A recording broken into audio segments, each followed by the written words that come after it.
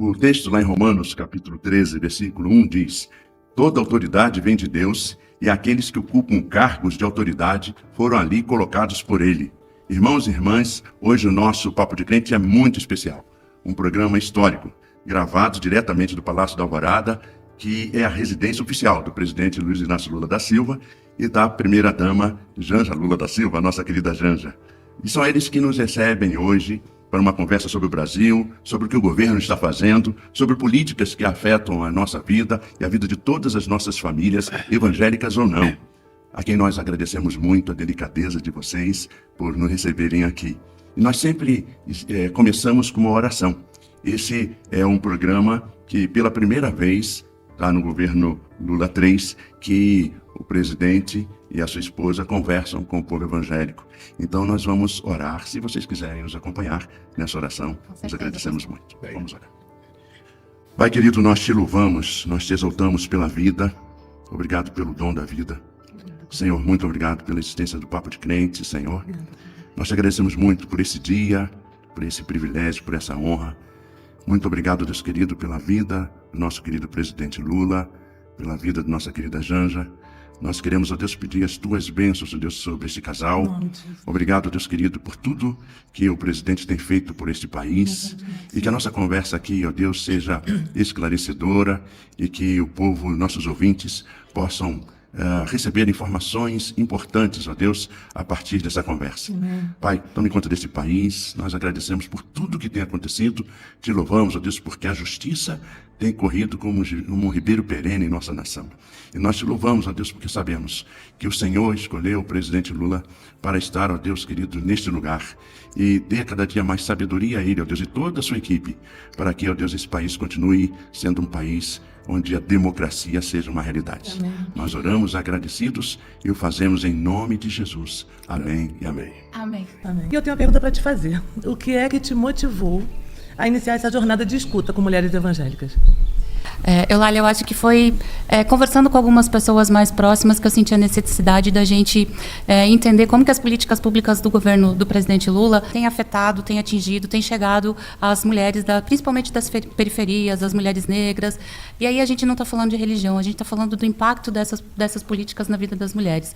Eu conheci a Nilza, que está aqui nos acompanhando nesse momento, que é uma pessoa incrível, e a gente conversou um pouco, e aí eu me propus a dialogar, a caminhar pelo Brasil ao lado dela, da Fernanda, da Carol, você, do pastor Davi, para a gente conversar um pouco com as mulheres. E tem sido momentos muito importantes, porque a gente tem feito uma escuta realmente, mais do que eu ir falar, a gente tem feito uma escuta com essas mulheres e tem sido muito importante, tem sido...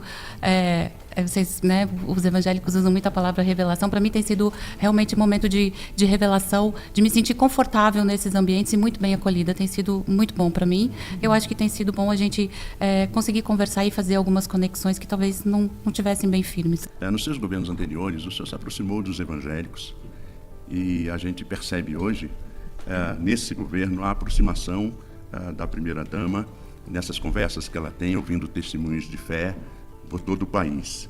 Durante a campanha eleitoral, muita gente dizia que só ia fechar as igrejas. Verdade.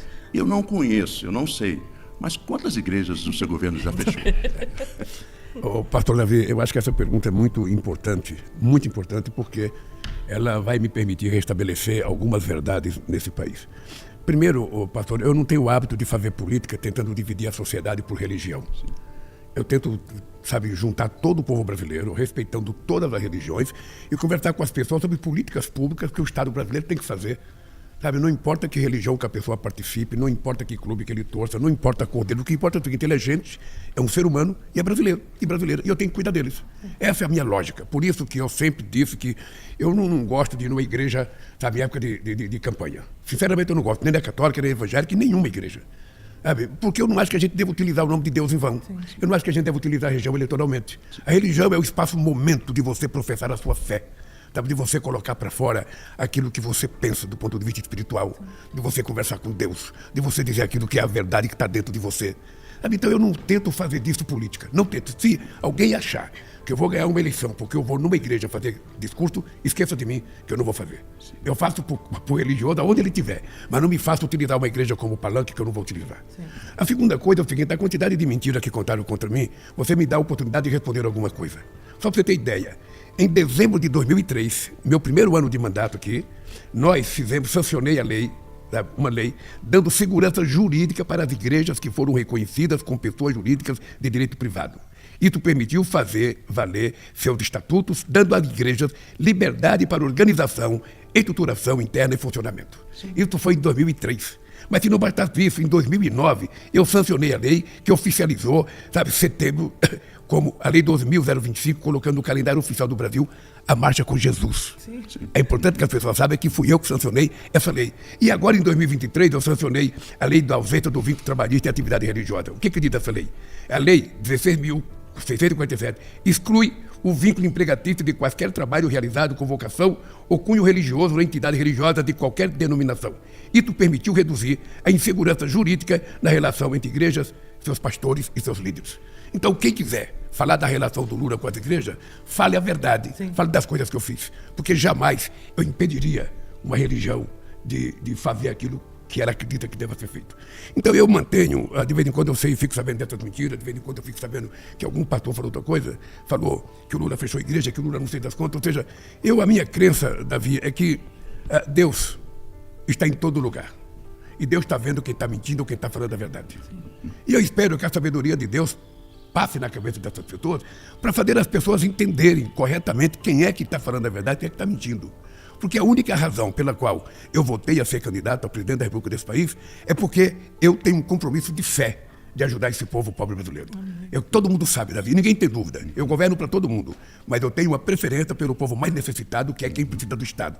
E aí é que entra todas as políticas públicas do nosso governo, que eu espero que a gente possa discuti-las aqui muito à vontade. Mas então a minha relação com a igreja é essa. É a relação verdadeira, não tem mentira, não tem uso eleitoral das igrejas, não tem uso eleitoral da religião, sabe? Que eu jamais me permitiria utilizar a religião, como política, jamais. A Bíblia diz, Janja, que o generoso será abençoado, porque reparte o seu pão com o pobre. Nós queremos saber sobre as cozinhas comunitárias sustentáveis e o gás do povo. Você sorriu, né? Que prazer. Como vão melhorar a vida de quem realmente tem fome, né? Como que chega a essas pessoas o projeto? Eu sorri, Eulália, porque talvez o gás do povo que o presidente Lula lançou na semana passada, a gente fez um evento muito bonito em Belo Horizonte. Eu até falei naquele momento para ele que atrás de cada gás de cozinha tem uma mãe de família, tem uma mãe que está batalhando para dar de comer para os seus filhos, que às vezes tem que cozinhar no fogão com os tijolos amontoados, colocar a lenha ali para poder cozinhar para os seus filhos. Então, talvez esse seja um dos programas mais importantes desse terceiro mandato. E isso significa também combater a fome e a pobreza. Então, eu acho que eu fiquei muito feliz com o programa do Gás do Povo. Eu acho que as mulheres desse país vão ter um pouquinho mais de segurança no cozinhar, não ter problemas respiratórios com fumaça e tudo isso. E as nossas cozinhas comunitárias sustentáveis, que a gente também está trazendo, uma tecnologia social das cozinhas solidárias, que vocês sabem que na pandemia foram importantíssimas para poder manter algumas famílias naquele momento muito difícil para o Brasil, em que o governo negacionista que tínhamos se negou a enfrentar a pandemia como devia ser. E eu falo isso com propriedade, porque eu perdi minha mãe na pandemia, então nós perdemos um companheiro de trabalho aqui na pandemia, então eu estou num lugar de fala para isso. Então as cozinhas, a gente trouxe essa tecnologia da cozinha solidária, ampliando um pouquinho para a questão do cuidado, do tempo da mulher, que as cozinhas comunitárias vão ser esse espaço em que a comunidade, as mulheres da comunidade se apropriem daquele espaço para que elas possam também ter tempo para fazer outras coisas, estudar, cuidar um pouco de si, enfim. E a gente agregou a isso a questão da sustentabilidade com os biodigestores na produção do gás. A gente sabe que muitas cozinhas comunitárias e solidárias, elas têm uma dificuldade também por conta do gás. Então, a gente traz a questão do meio ambiente para dentro da cozinha, com a produção do gás, através dos resíduos orgânicos que a própria comunidade produz e o quintal e as hortas que essas cozinhas vão ter. Eu estou muito feliz com esse projeto piloto, que é um projeto que a gente espera que se transforme numa política pública e que esteja lá na Aliança Global contra a Fome e a Pobreza, que o meu marido lançou no G20, que eu tenho muito orgulho. Eu acho, viu, Lália, eu acho que me intrometendo um pouco na resposta da Janja e na tua pergunta, é o seguinte: quando nós criamos o gás do povo, é porque o gás, o botijão de 13 quilos, que é o gás que as pessoas utilizam em qualquer lugar desse país, ele sai da Petrobras a R$ 37. E ele chega em alguns estados a R$ 150, a R$ 140. Isso é quase 10% do salário mínimo. Então não é possível que as pessoas pobres tenham que gastar 10% do seu salário para comprar gás. E as pessoas não podendo comprar, as pessoas vão fazer fogão de lenha. Mas não é fogão de lenha como aquele que a gente conhece, que tem alto, que tem várias bocas, que tem... Não. Muitas vezes é 4 ou 5 tijolos, uma grade em cima, correndo perigo de vida, correndo perigo de se acidentar, ou muitas vezes é colocar álcool. Sim. Sabe, para cozinhar. Então, nós resolvemos fazer uma coisa. Nós vamos financiar. Quase 17 milhões de famílias nesse país que estão no Cadastro Único vão receber o gás de graça. De graça. E o Estado vai assumir a responsabilidade de custear esse gás para que as pessoas possam ter dignidade, sabe, para comprar comida e para cozinhar comida. Sim. Então é isso. Outra coisa que nós fizemos para ajudar o povo pobre foi a energia elétrica. Nós agora no Brasil, quem consome até 80 kW de energia por mês não paga nada. Quem consome até 120 paga apenas a diferença. Para quê? Para que a gente possa garantir que sobre mais dinheiro para a pessoa poder comprar o que comer. Tá? Então essas são medidas que a gente está tomando que era para atender aquilo que é o cerne da questão, aquilo que é o mais difícil para o povo pobre. Ou seja, você não tem gás. Eu morava num lugar, na Vila Carioca, em São Paulo, eu andava quase 6 quilômetros para ir buscar um botijão de gás na cabeça, quando a minha mãe não tinha 5 cruzeiros para comprar o gás. Então eu sei como é que o povo da periferia sofre. Eu sei como é que a gente sofre quando passa o cara do caminhão do gás gritando lá e você não tem o dinheiro para pegar o gás. Aí depois você tem que descer o morro. Muitas vezes o crime organizado se mete nisso e passa a intermediar o gás. Então nós criamos essas políticas para ver se a gente consegue fazer com que esse povo mais humilde sofra menos. Sabe? Então eu tenho certeza que isso são políticas de forma, sabe, de atingir o coração do problema no Brasil. Os mais pobres precisam ser protegidos. E os mais pobres normalmente são moradores da periferia, são pessoas negras, sabe, que são mais humilhadas. Que eu chamo essas pessoas de os invisíveis. Ou seja, a classe política não as vê. Eles só passam a ter importância na época das eleições, que vai todo mundo falar com os pobres da periferia, todo mundo tal. Aí quando termina as eleições, eles esquecem os pobres e vão jantar com os ricos. Então essas políticas é para atender aquelas pessoas que eu considero invisíveis. E para mim, eles são visíveis e eu quero enxergá-los, em primeiro lugar. Depois eu vejo os outros. Pois eu tive fome e vocês me deram de comer. Tive sede e vocês me deram de beber. Fui estrangeiro e vocês me acolheram. Necessitei de roupas e vocês me vestiram. Estive enfermo e vocês cuidaram de mim. Estive preso e vocês me visitaram. Isso foram palavras de Jesus. Como que o governo imagina erradicar a fome de fato desse país, ou pelo menos transformar essa política numa política mais duradoura? Porque nós saímos da lista da fome, retornamos à lista, saímos novamente agora, não é? E a gente não sabe como que a gente vai conseguir segurar isso. Davi, não tem milagre nisso. Isso tem que ter compromisso e opção política do governante. Porque é o seguinte, o orçamento da União é um bolo de dinheiro que o governo arrecada de todas as pessoas que contribuem. Na hora de dividir esse dinheiro é que você tem que ter lado. Se você não tem um olhar carinhoso para o povo mais pobre, os ricos vão ficar com a grande parte desse dinheiro. Olha, por que tem muita gente ainda da classe rica que não gosta do governo, que odeia o governo? É porque nós investimos aproximadamente 400 bilhões de reais em política de inclusão social. E essa gente, eu gostaria que o dinheiro fosse para eles. Fosse para o pagamento da taxa de juros. E não para os pobres. Para que pobre quer dinheiro? Para comer? Deixa o pobre passar fome, é assim que eles pensam. E eu não estou inventando uma história, isso é a história do Brasil. É a história do Brasil. Veja, nós acabamos com a fome em 2014, reconhecido pela FAO. Eu voltei para presidente em 2023, tinha 33 milhões de pessoas passando fome outra vez. Em 2 anos e meio, pastor, nós acabamos outra vez com a fome. Agora, para que a fome seja terminada definitivamente, é preciso que haja uma consequência de políticas públicas que eleve o salário mínimo, que eleve o padrão salarial da classe trabalhadora, que eleve o nível de empregabilidade nesse país, que a gente tenha sustentabilidade na relação com os microempreendedores para que eles tenham direito. Ou seja, se a gente não cuidar disso, entra um outro cara qualquer, mentiroso, e acaba. E acaba. Você sabe que para destruir é muito mais fácil do que construir. Para fazer uma casa, você leva anos para destruir basta uma chuva. Então é importante que a gente tenha noção. Qual é a tese que eu inventei? Ou seja, se você não colocar o pobre no orçamento da União, não acaba com a pobreza. Sim. Eu vou dizer uma coisa que eu fiz agora, pastor, o pé de meia. Sim. O pé de meia, o que nós descobrimos, Eulália? Nós descobrimos que 480 mil meninas e meninos do ensino médio desistiam da escola para ajudar no orçamento familiar. Aí eu recebi essa informação do meu ministro da Educação. Eu tinha que tomar a seguinte decisão. Não tem dinheiro, eu não vou fazer nada. Ou eu vou procurar dinheiro, eu vou fazer. O que eu fiz? Eu fui atrás de dinheiro. E hoje nós damos o pé de meia para 4 milhões de jovens que recebem R$200 por mês, mais 1.000 no final do ano, durante 3 anos seguidos, até terminar o ensino médio. Quando ele terminar, ele pode ter R$1.000 na conta dele, R$9.000 na conta dele. Tá? Se ele gastar para comida, tudo bem. Mas esse R$1.000 ele não pode gastar. É uma poupança para quando ele terminar o ensino médio. Olha, muita gente diz, o Lula está gastando dinheiro. Eu não estou gastando, eu estou investindo. Gastar, eu vou gastar o dia que eu tiver que fazer cadeia para cuidar desse jovem que fica aí no crime organizado, se a gente não der educação para ele. Então eu faço isso com a maior tranquilidade, porque tudo que eu faço na vida, Davi, não tem nada de teoria na minha vida, é tudo prática. É tudo prática. Se você quiser saber um cara que já acordou 10 horas da noite, meia-noite, com 1 metro de água dentro de casa, eu já acordei muitas vezes. Eu sei o que é você acordar com rato, com barata, boiando na beira da tua cama, você ter que levantar, tirar sua mãe, sabe, levantar a geladeira, levantar o fogão. Depois que passa a chuva, você limpa, tem um palmo de barro, você tira aquele palmo de barro, um monte de sanguessuga na tua perna. Quando você limpa aquilo, vê outra chuva e enche tudo outra vez. Eu sei o que é isso. Eu vivi muitas enchentes na minha vida.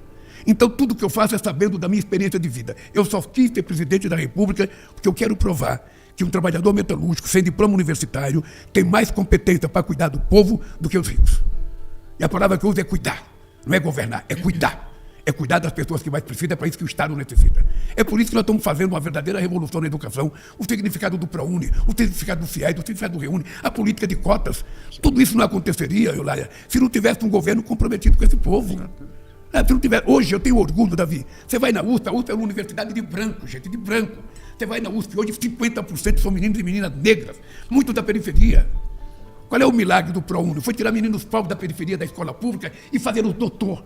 Você não sabe, Davi, a coisa mais extraordinária que eu encontro por esse país afora são as mães chorando e me agradecendo. Obrigado, Lula, obrigado. A minha filha virou médica, a minha filha virou dentista, a minha filha virou engenheira, a minha filha virou jornalista. Não tem nada mais gratificante do que uma mãe poder dar para o seu filho ou para a sua filha uma formação superior. E por que eu faço isso, Davi? Porque eu não tive um curso superior. Eu não tive oportunidade. Eu quero que o filho dos pobres tenha oportunidade. Sabe? Porque a gente já sabe no Brasil, o rico vai fazer pós-graduação em Sorbonne, vai fazer, sabe, em Nova York, vai fazer em Paris. O pobre, sabe, não tinha faculdade, agora tem. Vou contar uma coisa para vocês. Você acredita, Davi, que eu sou o único presidente da história do Brasil que não tem um diploma universitário? E sou o presidente que mais fez universidade na história desse país e mais fez institutos federais? Tudo isso porque eu quero que o filho do trabalhador e o filho dos mais humildes, o filho da dona de casa, o filho da empregada doméstica, sabe, tenha a oportunidade de disputar uma vaga na universidade com o filho de qualquer outra pessoa. É isso que eu quero. Ninguém pode ser separado pelo berço que nasceu. Cabe ao Estado dizer, o filho do pastor Davi vai disputar uma vaga com o dono da Volkswagen. Sim. E vença quem for melhor. E o que o governo tem que fazer? Dar oportunidade. E é assim que a gente trabalha para fazer com que a gente torne esse país mais justo. Acabar com a fome é só uma coisa, mas você tem que acabar com o analfabetismo, você tem que acabar com a exploração contra a mulher, você tem que acabar com a violência contra a mulher, você tem que acabar... Então, nós acabamos, por exemplo, aprovamos a lei da igualdade salarial. Ou seja, o que é que nós aprovamos? A mulher, exercendo a mesma função de homem, ela tem que receber o mesmo salário. Exatamente. Pensa que é fácil? A lei existe, mas tem muito patrão que já entrou na justiça. Contra. Então é uma guerra todo dia. Você veja, a Constituição de 34, aquilo que estava nas obrigações sociais não foi regulamentado. A de 46 não foi regulamentado. E a nota agora também não é regulamentada. Pega a Constituição e veja todos os direitos sociais. Não é regulamentada. Por quê? Porque a maioria dos deputados não são trabalhadores, não tem compromisso com os trabalhadores. São gente de classe média alta, sabe que pouco está ligando para o povo. Essa é a verdade. Então, se a gente não fizer essa discussão, a gente não resolve o problema do Brasil. Sim. O problema do Brasil é mais profundo. O problema do Brasil nós temos que fazer como aconteceu na África do Sul. Um dia, os negros descobriram que era preciso liberdade. E com a liberdade, os negros eram a maioria, eles tinham que eleger um negro presidente da República e elegeram Mandela. Sim, exato. O povo pobre nesse país tem que saber que a maioria é pobre. E não é possível imaginar que um rico vai fazer por eles o que eles têm que fazer. Você sabe o que eu digo para a juventude, Davi? Eu digo para a juventude o seguinte, olha, eu sei que você é muito cético com relação à política. Tem uma idade na vida da gente que a gente não acredita em nada. A gente não quer nem pensar em aposentadoria porque a gente pensa que nunca vai se aposentar. A gente não quer nada porque a gente acha que o mundo não vai acabar. Então, eu digo para o jovem, olha, quando você estiver descrente de tudo, quando você achar que não tem político que preste, não tem prefeito que preste, não tem governador que preste, não tem deputado que preste, ainda assim, meu filho, não desista da política, porque a desgraça de quem não gosta de política é que é governado por quem gosta. E se quem gosta for uma pessoa contra ele está azarado, ele nunca vai resolver o problema dele. Então, entre você na política, jovem, entre. O político bom que você quer está dentro de você. Sabe, o político inteligente é você, o político honesto é você. Então não fuja da tua responsabilidade. Foi assim que eu tomei consciência política, Davi. E foi assim que eu criei um partido, foi assim que eu sou presidente da República e assim que eu governo. Eu digo o tempo seguinte, o meu coração é um coração de mãe. Eu sempre pego uma mãe como exemplo. Porque não tem nada mais doce do que uma mãe. Ou seja, uma mãe, se ela tiver 10 filhos, ela gosta dos 10. Mas se tiver um fragilizado, é aquele que ela vai dar um dengo maior. Sim. Aquele que ela vai fazer um cafuné. Então é assim que nós vamos acabar com a fome definitiva nesse país. É cuidando do povo mais necessitado e colocando eles no centro das nossas decisões. Que eu tenho 2 filhos na Universidade Federal, graças à política de cota. Minha filha está indo para o mestrado e eu sou uma dessas mães gratas aí, que choro porque eles não estariam se eu tivesse que pagar a universidade para cada um deles. Eu quero também dizer, eu tenho um filho médico. Olha, que E bonito. tenho a Letícia, que é advogada, os 2 formados na UERJ, e a gente também agradece muito as políticas públicas desse país. É isso, Davi, é isso que me faz crer que o povo pobre não precisa de favor, só precisa de oportunidade. É verdade. Sabe, aquela mulher que está nos ouvindo agora, essa hora, 10 horas da manhã, que ela está, quem sabe, fazendo algum serviço dentro de casa, quem sabe conversando com o filho, quem sabe preparando o filho Fazendo para alguma almoço. coisa, sabe? Essa companheira, o que nós precisamos garantir para ela? Que ela vai ter aquilo que ela precisa, ela vai ter que ter uma casinha para morar, ela vai ter que ter, sabe, uma renda mensal, o menino tem que ter direito a uma escola de qualidade. É por isso, olha, que nós estamos fazendo agora escola de tempo integral. Sabe, nós queremos que a escola seja de tempo integral para a criança ficar o dia inteiro na escola. Para a criança não ficar vulnerável na rua, para ser vítima de uma bala perdida, para ser vítima de ser cooptado por um traficante. Ou seja, nós queremos a criança na escola. Para aprender tudo, aprender música, aprender a dançar, aprender a cantar, aprender a fazer o que ela quiser. Porque assim a gente vai estar construindo um país competitivo. Um país em que a gente não vai ter vergonha nem medo de nenhum país do mundo. Esse país está na nossa mão, pastor. Eulália, esse país está na nossa mão. Sua filha pode construir o país que você começou a construir. Esse que é o nosso desejo, esse que é o nosso sonho. É uma questão muito séria para nossas meninas, né? Nem sempre elas conseguem ter absorventes, isso impede que elas cheguem ao colégio. Frequentem a escola, né? Como podemos apoiar? Essa é a minha pergunta. Como a igreja pode apoiar esse projeto, né, o projeto de dignidade menstrual? E se a igreja pode ser um ponto de distribuição? Pode ser, Eulália. Eu tenho conversado bastante, o pessoal, viu, meu amor? O pessoal fala que muito por aí que eu me meto muito nas coisas, mas é porque a minha vida profissional foi isso. Eu cresci, eu aprendi, né, na minha vida profissional a fazer articulação de programas e políticas públicas lá na Itaipu, em outras empresas que eu trabalhei, e eu converso muito com os ministros. E esse programa da dignidade menstrual, nessas caminhadas minhas pelo Brasil, é um programa que tem um pouco de dificuldade ainda de chegar lá na ponta, e a gente precisa desburocratizar um pouco ele para que realmente as meninas, principalmente as meninas, não deixem de frequentar a escola por conta do período em que elas estão menstruadas e que não têm condição de comprar absorvente. Então, eu tenho conversado com o ministro Padilha, o presidente sabe dessa minha angústia, né? Às vezes as coisas não são tão simples quanto a gente acha que elas podem, né, acontecer no estalar de dedos. Às vezes demora um pouco, tem realmente algumas coisas que são um pouco mais complicadas. A igreja pode ser um ponto de apoio de muitas coisas, porque as igrejas estão dentro da comunidade e sabem das angústias, né? Um ponto de apoio para levar, para a política pública chegar mais perto. Eu já trabalhei muito em comunidade na periferia de grande cidade, gente. Eu sei o quanto é difícil, às vezes, uma política pública alcançar uma mãe de família, porque tem uma barreira, tem o governo federal aqui em cima, e aí até a política pública alcançar essa pessoa lá na ponta, ela passa por um monte de coisa, ela passa talvez por uma emenda de um deputado, ela passa pelo governador, ela passa pelo prefeito, e assim vai indo, pelo administrador da regional, da cidade. Então, eu acho que a gente precisa encontrar mecanismos alternativos em que a gente possa fazer essas políticas públicas chegarem mais perto das pessoas, elas terem mais acesso a essas políticas públicas. A burocracia, o meu marido colocou no dicionário da Academia Francesa a palavra multilateralismo. E eu acho que a gente devia tirar do nosso dicionário a palavra burocracia, que às vezes é difícil. Uma coisa, Violálio, uma coisa que a Janja me chama a atenção, e só poderia ser ela de me chamar a atenção, porque eu fico com ela de noite, ou seja, é das coisas que a gente decide e muitas vezes não acontece. Sabe? Então, esse negócio da dignidade menstrual é uma coisa simples. Você aprovou a lei garante que as meninas possam ter acesso gratuitamente. Acontece que como é que você vai distribuir? Na escola. Pode ser, então o médico tem que se preparar para poder criar condições.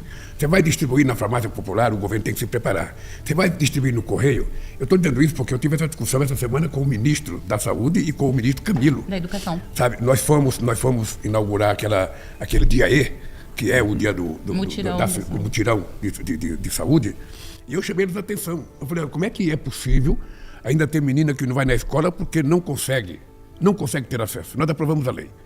Bem, então o que nós estamos decidindo? Possivelmente, se a gente não conseguir levar para cada escola, porque a Secretaria da Escola trabalha de sábado e domingo, as meninas podem pegar. E você tem que fazer um sistema de entrega que não humilhe as meninas, ou seja, que elas não estejam humilhadas para ir pegar.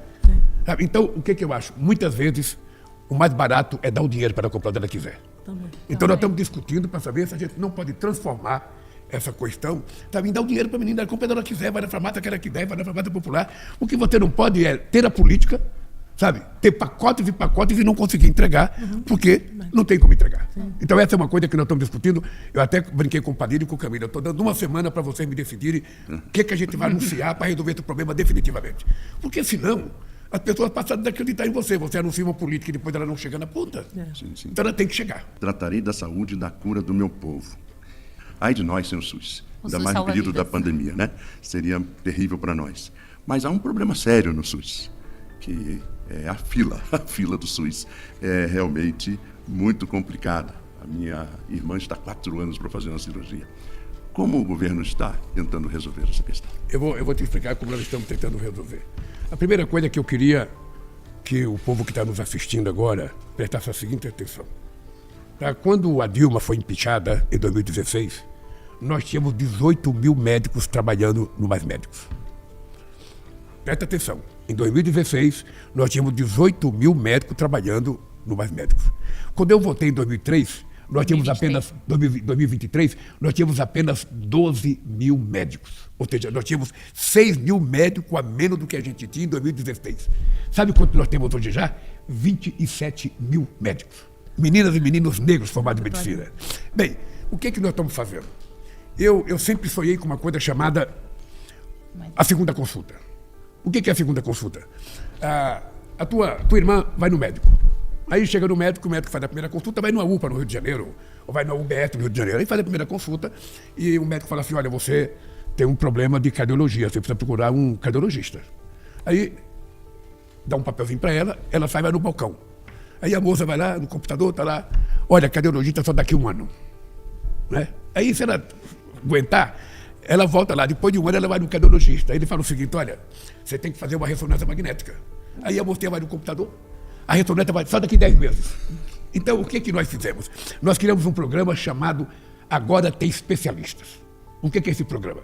Nós fizemos 2 experiências, mas esse programa é o seguinte, a gente quer que em determinadas doenças a pessoa não fique mais de 30 dias esperando. Sabe, que a pessoa tem uma sequência. Vai no médico, vai no especialista e vai na máquina. E se for necessário, fazer a cirurgia. Tem que ter um tempo de acompanhamento. O que nós estamos fazendo? Nós fizemos a segunda experiência, sabe, de fazer 45 hospitais universitários do Brasil, já 2 sábados seguidos, atendendo todo mundo. 45 hospitais, só para você ter ideia. Domingo a gente fez a nível nacional. Sábado a nível nacional. A gente previa atender 29 mil pessoas. Atendemos 34.290 pessoas no Brasil inteiro. Fizemos 1.666 cirurgias. Tá? Foi 57% a mais do que o outro dia aí que nós fizemos em junho. Fizemos 4.043 consultas especializadas, 225% a mais do que o primeiro. E exames especializados em terapias, 25.580. Ou seja, nós estamos tentando fazer uma revolução. O que eu falei com o Padilha e com o ministro da Educação e com o Quioro, que é o diretor da IBSE, que é a empresa de hospitais do hospital universitário. Eu disse para eles que era importante a gente aprimorar e fazer todo sábado. Fazer todo sábado, a gente paga hora extra e pega o seguinte, quais são as doenças principais das mulheres? Qual é o mal maior? Então pega todo esse problema e vamos fazer 4 sábados só para atender mulher. O ministro Padilha já me disse que vai fazer em março. Depois no mês da mulher. Depois vamos pegar oftalmologia, sabe? Fazer 4 sábados só para atender problema de catarata, outro problema qualquer no olho. Outro sábado, só ortopedia. Para a gente acabar com uma fila, senão a gente não acaba. Porque antes, Davi, como é que era? O que me incomodava? O pobre ia no médico. O médico fazia a consulta. Aí o médico dava uma receita. Ele pegava a receita e ia na farmácia. Chegava na farmácia, ele via o preço do remédio, ele não podia comprar. Voltava para casa, colocava a receita ou na prateleira, embaixo de um copo, ou colocava embaixo do travesseiro e morria sem poder tomar o remédio. Aí nós criamos uma farmácia popular e a gente distribui 41 remédios de uso contínuo de graça. Então já não é mais por conta do remédio que ele vai morrer. Ele vai ter o remédio de graça. Mas ele precisa da segunda consulta. E a segunda consulta é o tal do especialista. E é isso que nós agora estamos fazendo. Eu tenho fé em Deus. Tenho fé em Deus. Que até o ano que vem a gente vai estar acabando com a fila nesse país. Tenho fé em Deus, sabe? Eu tenho muita fé. O Padilha está trabalhando demais. E as unidades móveis, né, amor? As carreiras. Eu vou te contar outra coisa. Quando eu criei o Brasil Sorridente, pastor, é porque eu viajava muito no Brasil e eu via muita gente pobre sem dente na frente. E eu resolvi criar um programa chamado Brasil Sorridente. O que eu queria? Eu queria que as pessoas pobres tivessem direito a tratamento de canal, a ortodontia, sabe? Que fizesse prótese, sabe? Então, eu criei o programa. Nós temos milhares de agentes de saúde bucal. Agora nós vamos encomendar 800 vans que vão ser laboratório dentário, consultório dentário, que vão viajar ao Brasil. Chegando aonde tem, vai lá na favela da Maré, no Rio de Janeiro. Vai lá em qualquer lugar, escolhe uma favela aí, Complexo do Alemão. Chega lá, vai parar essa Kombi e vai fazer uma escola. Vamos ver o que tem de gente com dente aí. Kombi. A Kombi, amor. A Kombi. É uma van. É uma van. Tá, e vamos ver, e vamos tratar o dente da pessoa. Sim. Tá, vamos fazer a pessoa... Eu tenho um filme que depois eu vou te dar. Eu tenho um filme do que aconteceu no Amapá. Eu fui entregar minha casa, minha vida para a mulher. Aí quando a mulher veio toda sorridente, ela não tinha nenhum dente na boca. Eu chamei o governador, falei, governador, não tem o Brasil sorridente aqui? Ele falou, tem. A mulher dele era dentista. Eu falei, por que não cuida da boca dessa mulher? Sim. Agora mandou um filme para mim. Fizeram uma prótese para a mulher, ela está maravilhosa. O sorriso dela, a coisa. É isso, Davi, que nós precisamos garantir para o povo, cara. Aquilo que é necessário. Sim. Então, nós estamos fazendo um trabalho muito grande. A Nívia começou a organizar esse mais especialista, o Padilha está colocando em prática agora. Eu tenho certeza que vai ser o maior sucesso. Eu fui no hospital domingo, você não tem noção da emoção das pessoas. Tinha um companheiro com câncer de pele que estava um caroço na cabeça dele. Eu perguntei, como é que você deixa criar um caroço desse? Eu não sabia, não sei das quantas. Outro tinha um caroço no nariz, no câncer de pele, que estava crânio assim. Falei, como é que você deixa assim? Eu não sabia, ninguém nunca me falou. Você percebe a falta de informação? Ele falou que ele foi lá para consultar e já ficou para cirurgia. Ele estava ligando para a família, dizendo, eu vim aqui para consultar e eu já vou operar. A falta de informação é muito grande, Eulália. Então, um programa como o de vocês precisa ajudar a orientar. Sim. E aí, se a gente tiver que utilizar as igrejas, tem que utilizar as igrejas. Sim. Sabe, os pastores podem ajudar, os fiéis podem ajudar. É preciso fazer um verdadeiro mutirão para a gente acabar com a desigualdade nesse país. A desigualdade de raça, a desigualdade de gênero, a desigualdade de salário, a desigualdade de educação, a desigualdade na saúde. Tudo está desigual nesse país. Sim. Então, Eulália, é o seguinte, se a gente quiser, a gente faz. Nós vamos fazer. Sabe, eu acho o seguinte, Deus já me deu 2 braços, 2 pernas, 2 olhos, 2 ouvidos e me deu uma cabeça para pensar. Agora depende de mim. Deus já fez o que deveria fazer. Nós sabemos, né, que uma casa só se torna um lar quando tem infraestrutura, saneamento e serviços básicos.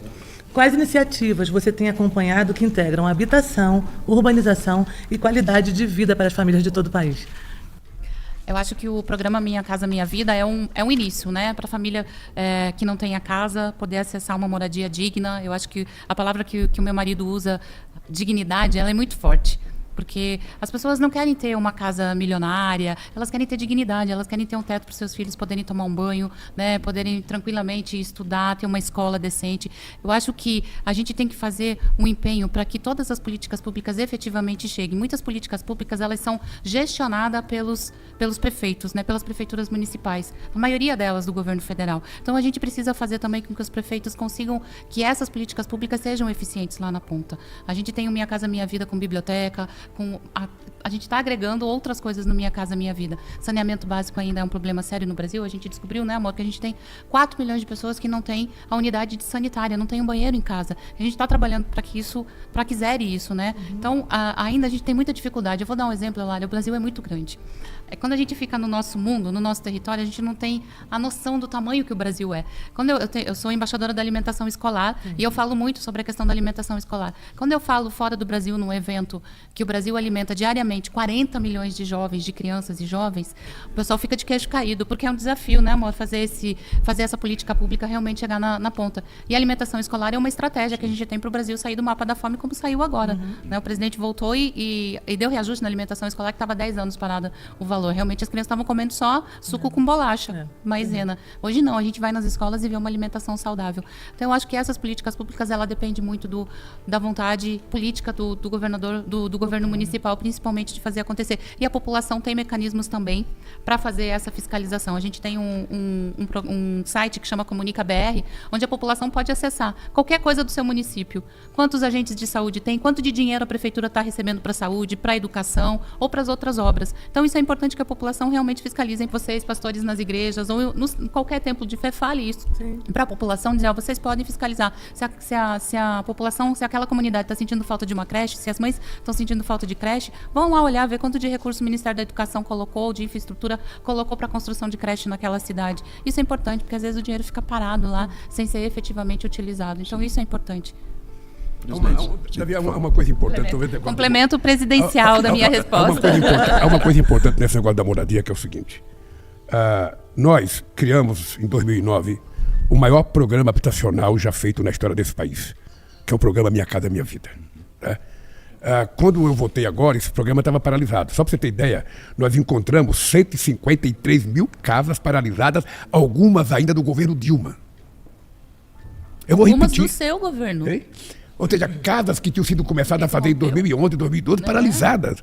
Então nós tivemos que refazer 135 mil casas que estavam paralisadas e nós investimos já 245 bilhões. Eu sei que quando eu falo bilhões, para o povo entender a quantia que é, mas é muito dinheiro para fazer 1.670.000 novas moradias.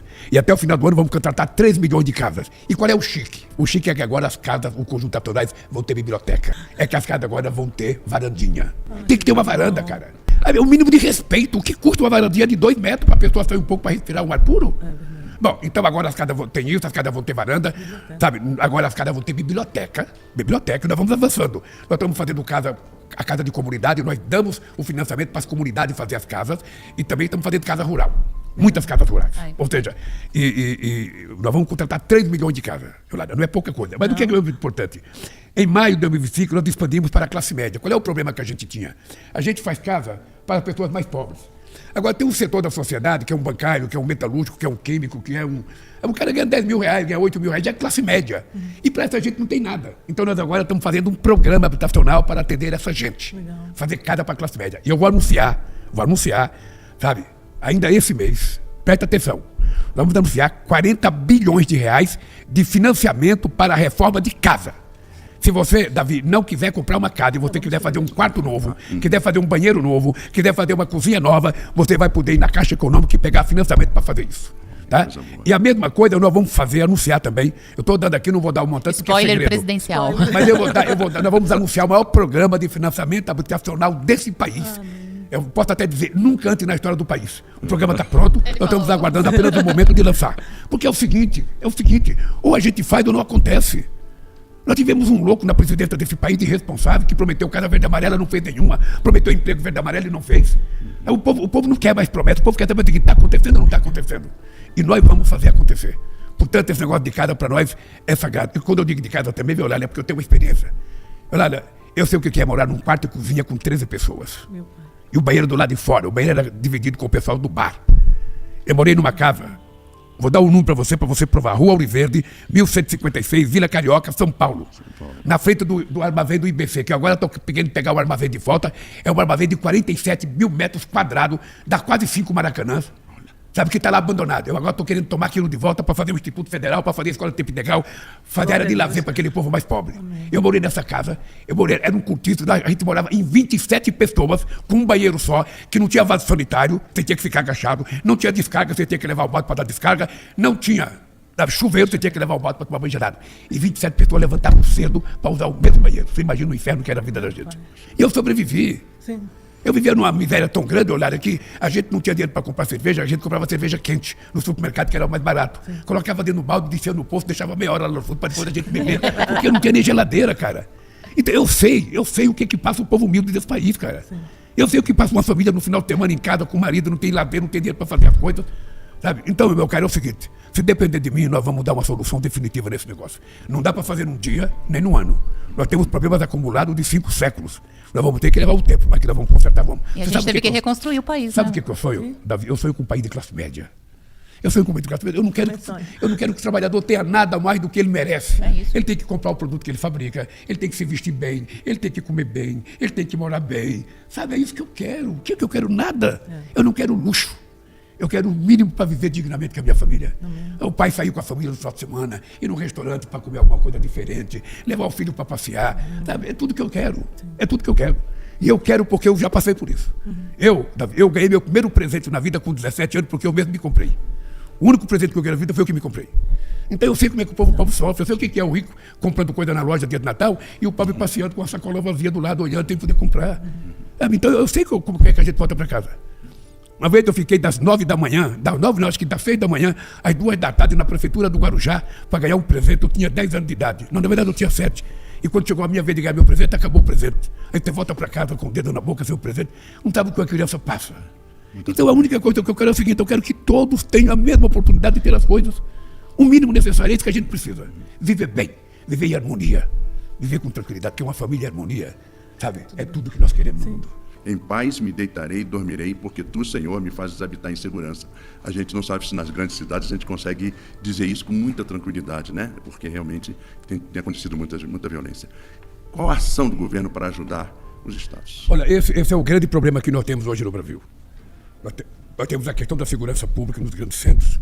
Nós temos um enfrentamento ao crime organizado, porque o crime organizado é uma coisa sofisticada. O crime organizado é uma indústria internacional, é uma indústria multinacional. Ele interage entre as nações, é como se fosse uma empresa multinacional. E o crime organizado está na política, está no futebol, está no poder judiciário. Nós fizemos uma PEC de segurança pública, mandamos para o Congresso Nacional uma PEC. Uma PEC é para a gente decidir, a gente não quer tomar o lugar do Estado. Porque a gente quer compartilhar com o Estado soluções para saber aonde é que o governo federal pode melhor ajudar. Qual é o papel da Polícia Federal? Qual é o papel da Força Nacional? Qual é o papel do combate ao narcotráfico? Você viu ontem uma ação da Polícia Federal, não viu? Ontem, no Rio Madeira, nós instalamos um centro especial, sabe, de combate ao crime organizado a semana passada em Manaus. E a primeira ação da Polícia Federal foi estourar o garimpo ilegal que estava acontecendo lá no Rio Madeira. Então, cara, nós queremos ajudar e nós queremos trabalhar. Nós queremos combater porque o povo precisa de segurança. Nós aprovamos o programa Telefone Seguro, Celular Seguro. Sabe que se roubar teu celular, você pode comunicar, na hora ele é desligado, e o cara que roubou não vai poder fazer nada com ele, não vai nem poder vender. Eu espero que quando estiver no final do meu mandato, a gente possa fazer uma entrevista dessa para a gente prestar contas do que aconteceu nesse país. Porque eu não sei se você sabe, Davi, eu sou o único presidente da República desse país que quando eu terminei o meu mandato em 2010, eu fiz um relatório e registrei em cartório todas as políticas públicas que eu fiz nesse país. Todas as políticas públicas estão em cartório. Porque normalmente os presidentes não divulgam nem agenda. Se você for procurar coisa no arquivo do ex-presidente, você não encontra mais. Porque como não tem política pública... Uma outra coisa, Davi, que eu às vezes me refinto é o seguinte. Eu vou tentar ver se o povo entende corretamente. Quando você vai comer num restaurante humilde, sabe? Você chega lá e vai pedir o quê? Um comercial. Um comercial todo mundo sabe o que é. O cara vem lá um feijãozinho com arroz, um bife acebolado, sabe? E você sabe o que é. Então, se pergunta para você, o que é que você comeu? Um bife acebolado, um comercial. Então só tem aquilo, você vai falar daquilo. No nosso governo tem muita política, mas muita política. É como se você entrasse num restaurante com um buffet cheio de coisa, que você termina de almoçar e não conseguiu ver tudo que você tinha. Às vezes você come, quando você termina, fala, puta, se eu soubesse que tinha aquilo, eu tinha pego aquilo. Nós temos muita política social, mas muita política social na área da educação, na área da saúde. O nosso cuidado com a mulher é muito grande, sabe? No crédito rural, a maioria é para mulher, sabe? Tudo que a gente puder fazer é para dar segurança à mulher. Porque, na verdade, é a mulher que é a responsável desse país por quase tudo de bom que acontece. Então, se a gente puder somos maioria. aprovar mais política para dar garantia às mulheres, nós vamos aprovar. Sim. Por isso, eu queria dizer para você, pastor Davi e Eulália, que eu me coloco à disposição de vocês para debater o tema que vocês quiserem, do jeito que vocês quiserem. Sabe? Porque é o seguinte, eu só tenho uma coisa na vida que eu não quero negar. Eu jamais, em nome de Deus, eu mentiria para esse povo. Eu, quando era presidente do sindicato, eu dizia que a única coisa que eu tinha medo era ir na porta de fábrica mentir para o trabalhador. Sabe, então, a minha mãe dizia assim para mim, ô Lula, você conhece a verdade de uma pessoa pelos olhos. Não minta nunca, porque as pessoas vão ver nos teus olhos que você está mentindo. Então, como eu acho que esse é o ano da verdade, a gente vai trabalhar para desmascarar aquelas pessoas que mentiram, aquelas pessoas que vivem de intriga, de baixo nível, de ofensa, aquelas pessoas que não constroem, só destrói. Eu quero, sinceramente, da mesma forma que eu disse em 2003, que quando terminar o meu governo, todos os brasileiros e brasileiras estiverem tomando café de manhã, almoçando e jantando, eu já realizarei a obra da minha vida. Pois eu quero dizer para você, Davi, o seguinte, se ao terminar o meu governo, a gente tiver desmantelado a mentira nesse país, eu já terei cumprido a missão da minha vida. Nós queremos expressar nossa gratidão a vocês, tá, por terem dispensado esse tempo para falar com o povo do Papo de Crente, né? E compartilhar os compromissos, né, que vocês têm com o povo brasileiro, que alcança todos os evangélicos, né? Que nós somos maioria preta, pobre, né? E evangélicos pretos e pobres. Nós te agradecemos muito, né, essa atenção de vocês. Nós terminamos sempre o nosso programa com uma bênção. E eu vou dizê-la aqui, que é uma realidade nossa como servos do Senhor. Então, vamos a ela. Que o Senhor lhes abençoe e lhes guarde. Que o Senhor faça resplandecer sobre vocês o seu rosto e tenha misericórdia de vocês. Amém. Que o Senhor sobre vocês levante o seu rosto e vos dê a paz. Amém. Que Deus os abençoe. Amém. Até o próximo Papo de Crente.